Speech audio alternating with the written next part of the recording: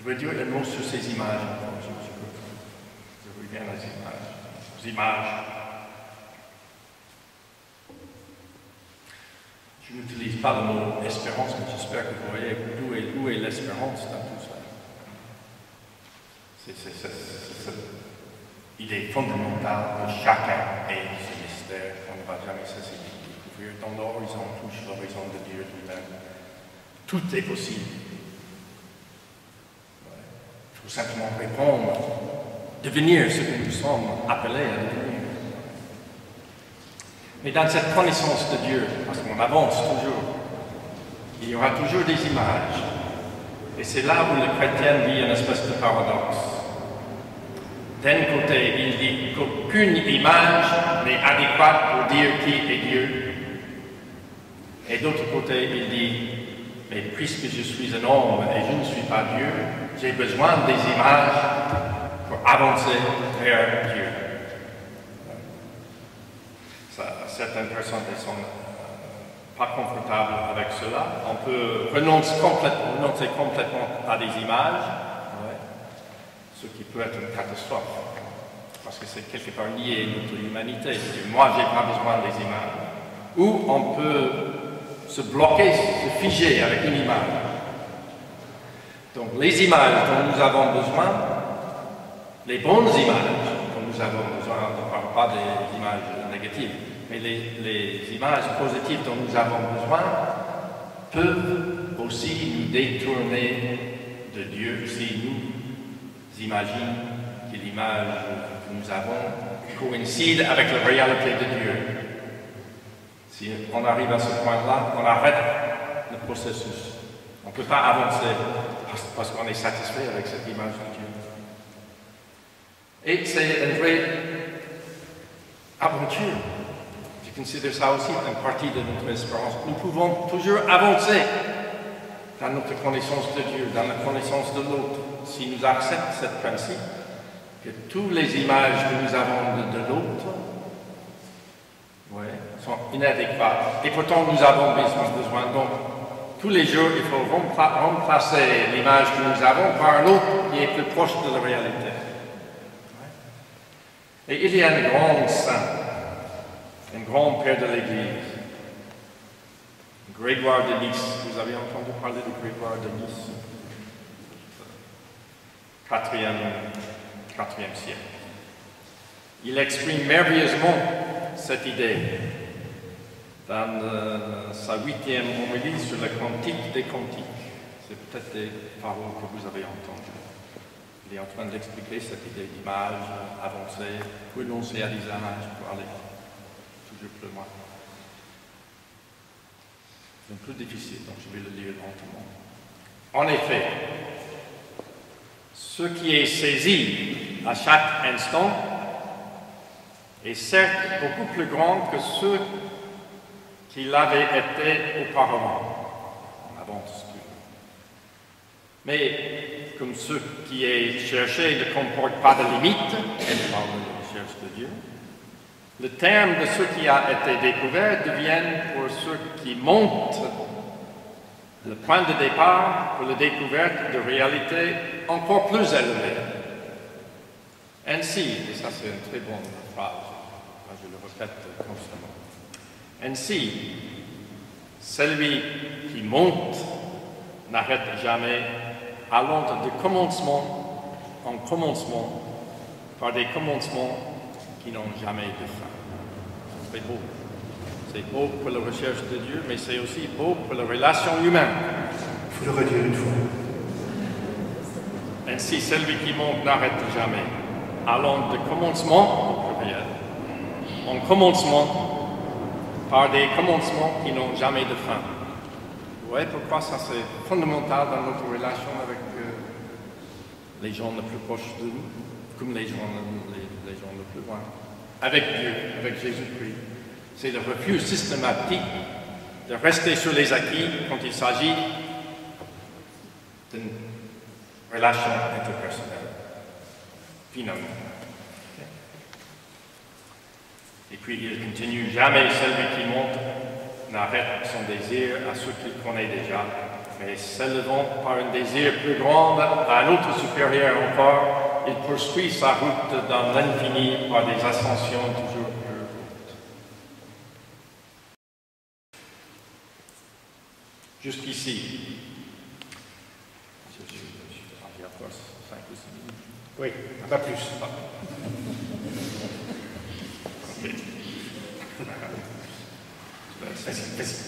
Jusqu'ici, nous avons essayé de montrer comment on peut dire qui est Dieu, qui est Jésus-Christ, et finalement qui nous sommes, tout en évitant la tentation de définir chacun de ces mystères, car toute définition vide le mystère de son mystère. À chaque fois, nous avons aussi vu comment ce que nous disons de ces mystères est étroitement lié à notre expérience de la dynamique de la relation interpersonnelle. Mais est-ce qu'on peut s'appuyer sur cette expérience pour dire un mot sur la résurrection que j'ai évoquée au début? Sur cette expérience, de cette résurrection, ce qui aidera à justifier l'espérance chrétienne en ce devenir, donc la résurrection, qui quand même pose question pour de très nombreux Français, dont beaucoup de chrétiens, la résurrection de la chair. Je connais beaucoup d'amis qui ne savent pas, tout en se disant chrétiens. Ce que je vais prendre en question. Mais de toute façon, je pense que oui. La résurrection aussi est liée à notre vie relationnelle. Et pour le montrer, d'abord, il faut déblayer le terrain. Qui dit résurrection dit aussi mort. Mais de quelle mort s'agit-il? Quand il s'agit de la mort de Christ, nous avons tendance à focaliser toute notre attention sur la mort physique sur la croix, comme le film de Mel Gibson. Ainsi pensons-nous naturellement que la résurrection est quelque chose qui arrive après la mort. Tout est clair. Avant, après. Je pense pourtant que cette mort de Christ commence avec sa naissance. Saint Paul nous parle un peu de cela dans sa lettre aux Philippiens, dans un passage que vous avez entendu très souvent. Il dit ceci, si vous permettez un peu. Ayez entre vous les mêmes sentiments qui sont dans le Christ Jésus. Lui, les conditions divines ne retiennent pas jalousement le rang qui s'égalait à Dieu, mais il s'anéantit lui-même, prenant condition d'esclave et devenant semblable aux hommes. S'étant comporté comme un homme, il s'humiliait plus encore, obéissant jusqu'à la mort et à la mort sur la croix. Aussi Dieu l'a-t-il exalté et lui a-t-il donné le nom qui est au-dessus de tout nom, pour que tout, au nom de Jésus, s'agenouille au plus haut des cieux, sur la terre et dans les enfers, et que toute langue proclame de Jésus-Christ qu'il est Seigneur à la gloire de Dieu le Père. Nous pensons instinctivement donc à la mort physique de Christ, sans doute parce que nous pensons à notre propre mort. Mais nous contemplons rarement ce que c'est pour Dieu de se faire homme. Ce Dieu qui est à la fois le Dieu d'Abraham et, chose que nous avons de mal à imaginer, le Dieu des galaxies et des trous noirs, ce qui nous échappe totalement. Et ce Dieu-là se fait homme.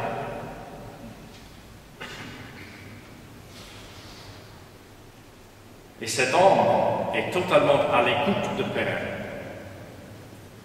Il est le don total que Dieu fait de lui-même à toute l'humanité. Et dès sa naissance, Jésus-Christ, Fils de Dieu, n'a cessé de mourir en se donnant totalement à l'homme. Et très concrètement, et cela jusqu'à la mort. Toute sa vie a préparé la voie pour la mort physique, qui était la conséquence de son obéissance. Ça, c'est un mot qui disons, de son écoute, de son amour et de sa miséricorde. De là, nous pouvons parler d'une loi mystérieuse de la croix, une notion très importante, la loi mystérieuse de la croix, qui englobe toute la vie de Jésus, dès le début et jusqu'à la fin, et qui se manifeste dans les relations qu'il a vécues avec ses disciples, avec les pauvres, avec les pécheurs.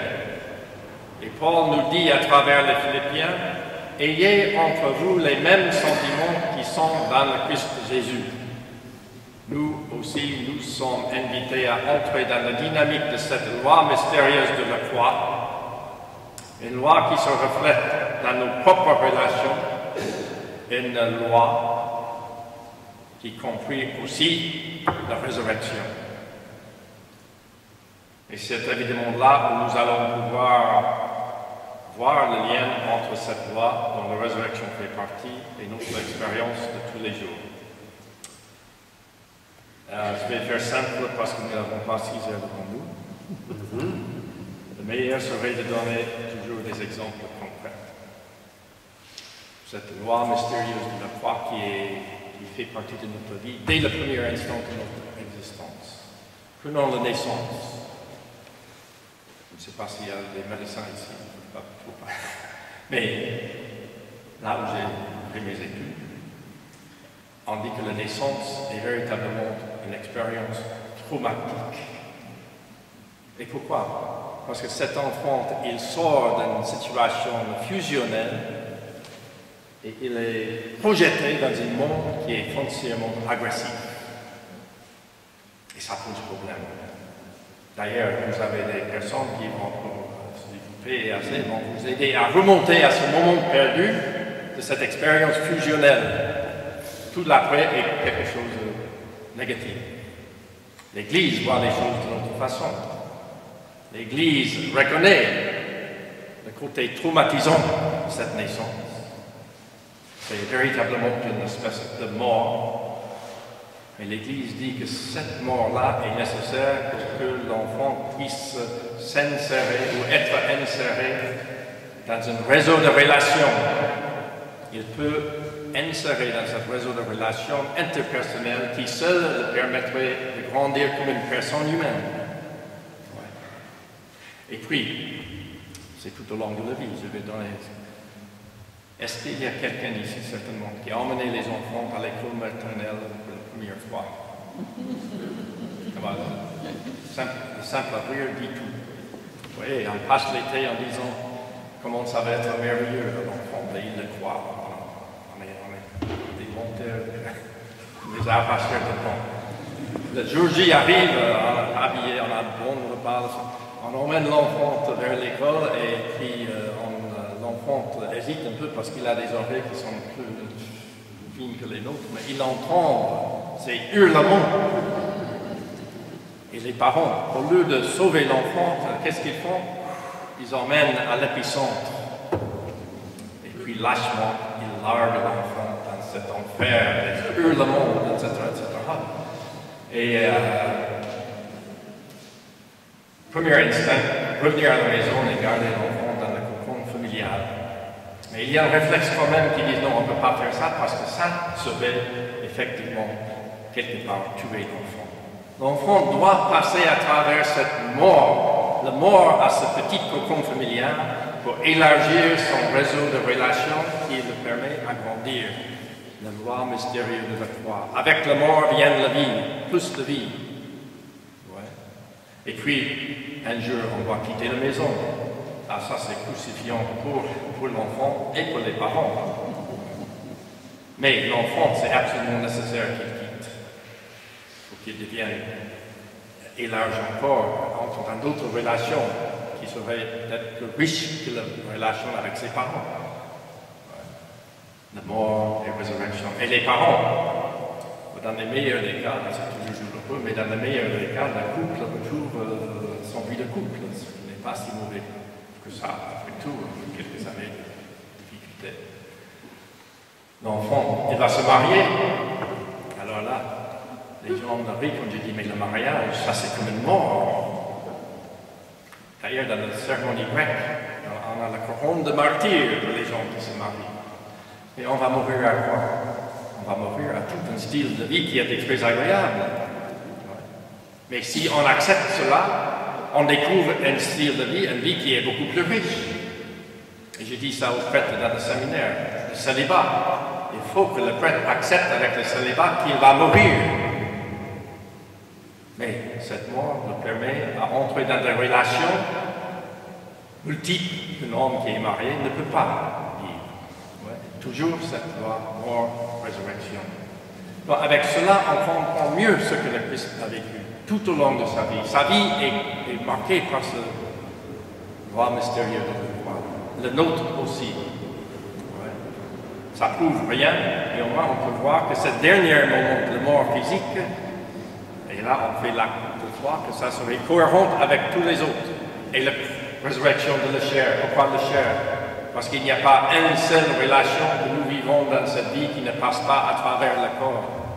La dimension corporelle de l'homme. Ça serait simplement, et c'est le minimum de choses, ça serait incohérent de penser que ce qui était absolument essentiel à toute relation que j'ai jamais vécue de ma vie, et que sont ces relations qui me permettent à devenir pleinement une personne, que cela, au moment de mort, serait simplement jeté.